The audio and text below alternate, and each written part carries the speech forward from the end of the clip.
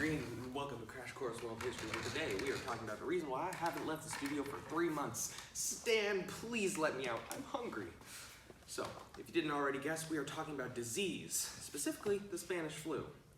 You see, the Spanish flu was caused by an H1N1 virus that originated from birds during World War I, and there's still some speculation as to which country it originated from. Mr. Green, I thought that the Spanish flu came from Spain, and that's why they call it the Spanish flu. Oh, me from the past, you are so naive. The 1918 flu pandemic actually became known as the Spanish flu because wartime censors around the world minimized reports of the illness while Spanish press did not. It is actually unlikely that the virus originated in Spain.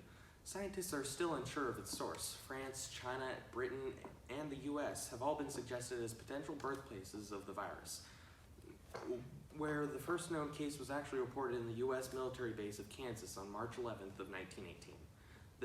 The disease did a lot of damage during its height in 1918. Let's go over in thought bubble. The first peak is observed during October-November of 1918, and the second peak is between February and March of 1919. Half of all deaths in 1918 were people between 20 and 40 years old, and the virus was especially virulent with a fatality rate of over 2.5% as compared to less than 0.1% in other influenza pandemics. In August 1918, a more virulent strain of the Spanish flu was documented in France, Sierra Leone, and the US. It is said that in the next 24 weeks, the flu killed more people than AIDS in 24 years, and that the Black Plague in a century.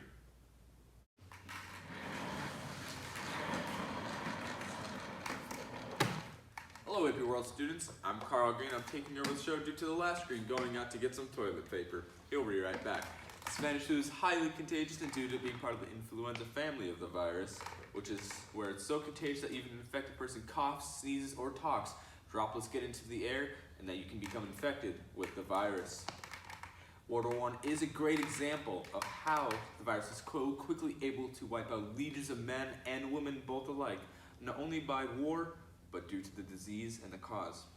Due to World War I being mainly trench warfare, the conditions were wet and cold, which was a perfect breeding habitat for the disease. The Spanish flu, while not having long-term effects on people, it changed society as we know it, even to today. The social ladder, which consequently destroyed social trust among everybody. The Spanish flu impacted many economies and changed many things such as initial income, density, urbanization, human capital, and even climate. Hey, can someone give me a hand with this?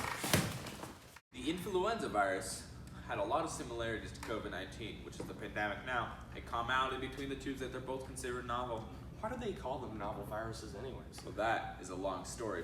The reason they're called novel viruses is because they're so new, nobody had an immune system to them. Well, now it's time for the open letter.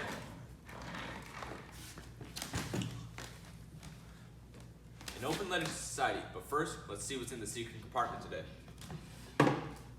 Oh look, a mask. Dear everyone, please remember to wear your mask and stay healthy because it helps stop the spread of the virus and we really want to leave the studio. On today's Crash Course, we reviewed what circumstances revolved around the Spanish flu and talked about what its causes were and what it was like during the height of the pandemic. We also went over how it affected the world afterwards and how it changed things over time, then compared it to the pandemic we're experiencing today. This Crash Course was produced and directed by Jordan Strand and Carl Fieldstra. The script is also written by them and supervised by our high school history teacher, Mr. Craig Winger. Thanks for watching.